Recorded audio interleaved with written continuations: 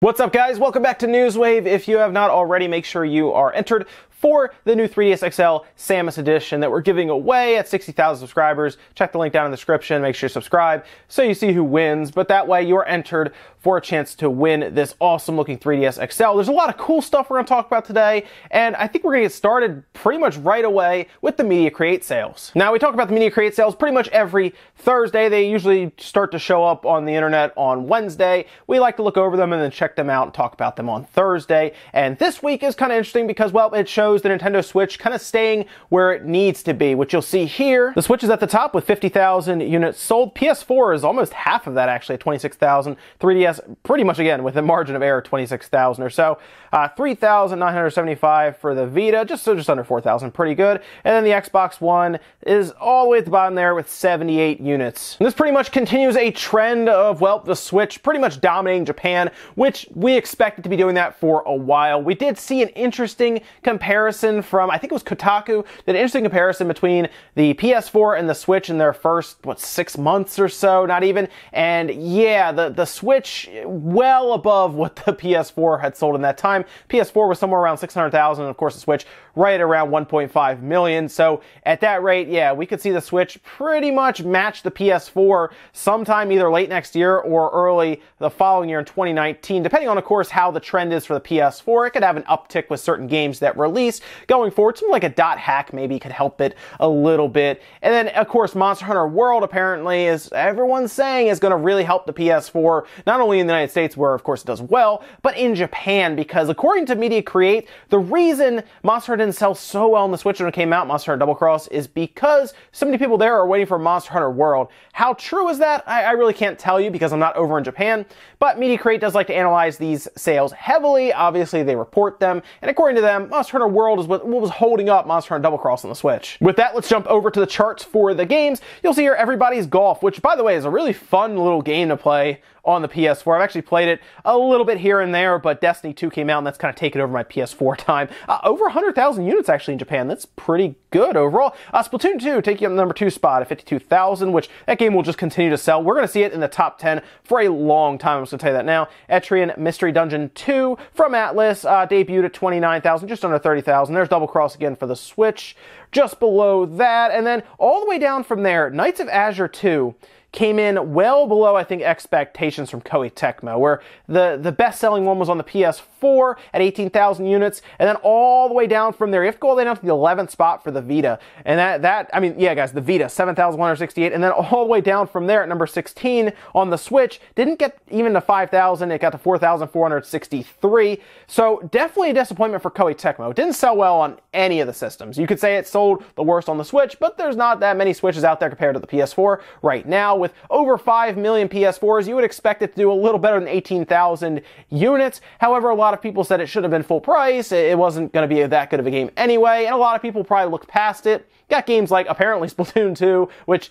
if you buy a Switch, you're probably buying Splatoon 2. I mean, the Splatoon 2 sales almost exactly match up to the number of Switches that sold. I have a feeling a lot of people are walking in the store, get that Switch, get Splatoon 2, I'm good. I think that's what's happening here. But the fact that it really didn't sell well on the Vita either, with the Vita actually having more units in Japan right now than the PS4, well, that's saying something there. So I guess that game overall, Knights of Azure 2, just was a flop in general for Koei Tecmo across all platforms. And now we all look forward to Metroid Samus Returns. How is it going to sell in really a territory that does not accept it very well? I mean, it just doesn't sell well in Japan. We've seen it for a while now, but this is kind of a new time, right? When, well, the 3DS has taken over Japan. It's going to release on the 3DS with a pretty large install base, and now we're going to see if, I guess, the Japanese culture will pick it back up and play it. It's a game that people have been waiting for a while, going to return to the roots of Metroid, and we're going to see here. I mean, it's going to be interesting. It'll do well in the West, obviously, but, I mean, they're pushing it heavily, and I would hate to see a really bad number pop up for Samus Returns here in the coming weeks. Next up, let's talk about Resident Evil Revelations 1 and 2. Now, we already know it's coming to the Switch, right? It was also coming to the other systems in like a dual pack. The Switch is getting the same thing, and what's interesting here is it's coming out November 30th. It's going to be $39.99, and you can buy the physical cartridge. It's going to be the first one. Use a code then to get the second one downloaded online.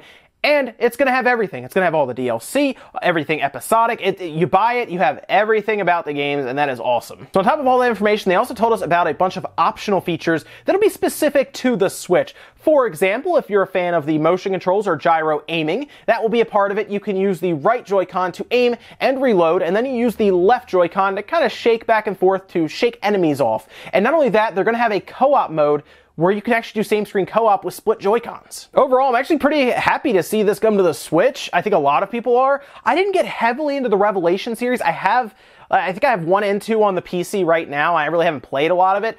I would play it more on the Switch, not only because, not because of the motion controls or anything, I'm sure that's great, not a big motion control person, but the fact that I could take it with me, it's portable, and I don't have to be in front of a TV all the time to play it is really enticing to me, and I think very enticing to a lot of people. I still think firmly that's why the Switch still sells so well, because so many people like the idea of taking AAA, big budget games essentially, games that are console quality, but now you don't have to be tied to a TV to play them. Very interesting to a lot of people. I know it's interesting to me. I'm going to check out Resident Evil Revelations as that comes out. I'll probably try to get it physically just to see if anything even comes with it, other than obviously the cartridge and the code. Oh, and real quick, if you just wanted to buy one of the 2 titles, maybe you don't want the first one, but you want the second one, or vice versa, they will both be available digitally on the eShop. You can choose which one you want, and they're $19.99 each. Let me stick with Resident Evil real quick. I'm going to throw you guys with some really cool retro news that's going on right now on the internet, and that's that Resident Evil is actually, the first one is actually being remade for the Genesis. That's right, guys, the Sega Genesis, the 16-bit Sega Genesis. There's a full demo out there. You can try it out now, and it's kind of interesting. It's done by creators over in Russia. The entire site's in Russian, so it's kind of weird to navigate, but there's a really cool video you can watch online on YouTube. Now, it's definitely a work in progress. I'll tell you that now. You can see there's no real walking animations or anything, but this is more a proof of concept that was done very, very quickly, according to them. Now, it didn't take long.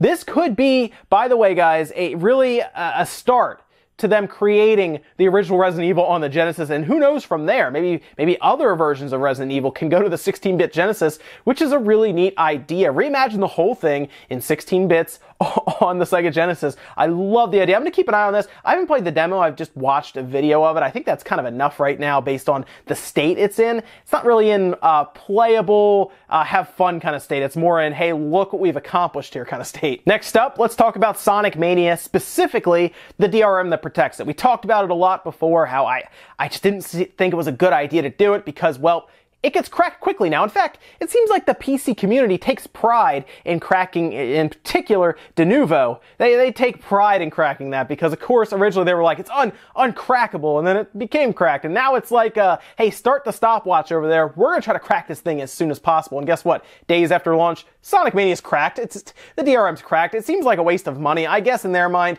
look, day one you weren't able to crack it, so we got all those day one sales. Well, a lot of people were also really frustrated that they could not play it offline.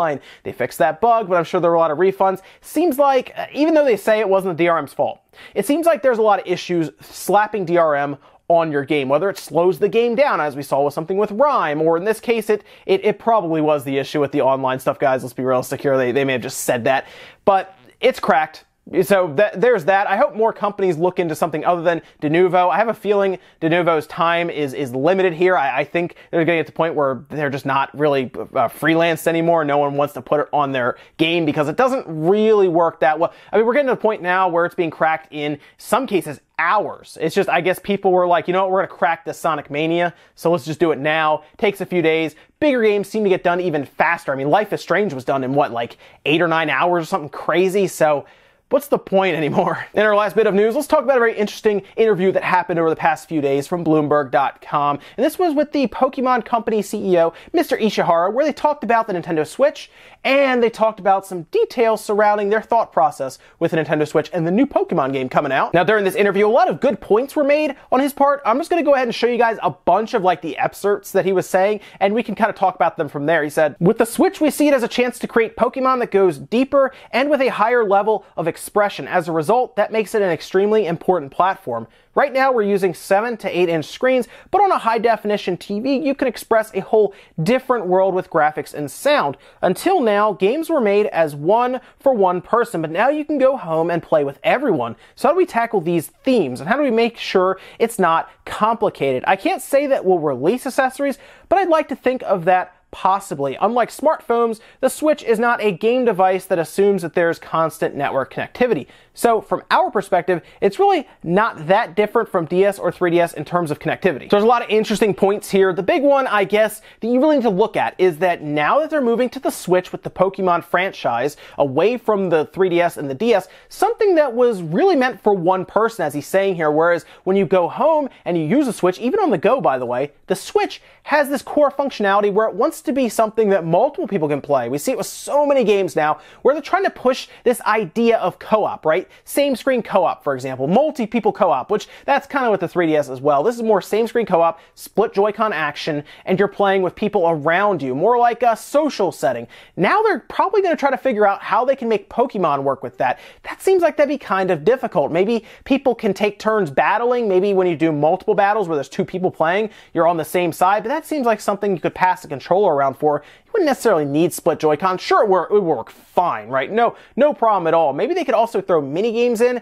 It's crazy. They can do a ton of stuff. It's very weird that they added in, that they talked about smartphones though, by the way. I'm not really sure what the deal is there. I guess because of something like Pokemon Go, they could assume that there's always an internet connection.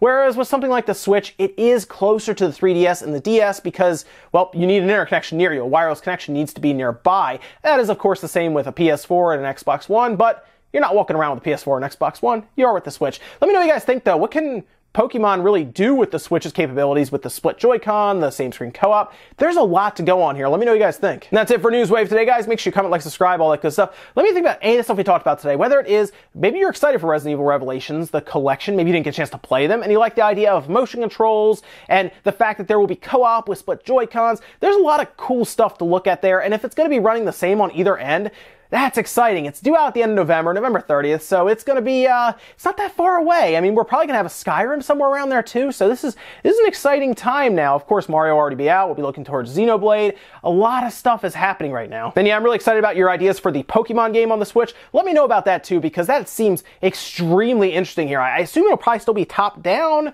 Maybe they could go actually like 3D with it, where we can look around at all times like the Switch can do with this power. Should be interesting though. Very interesting. Thanks for watching, guys. I'll see you next time.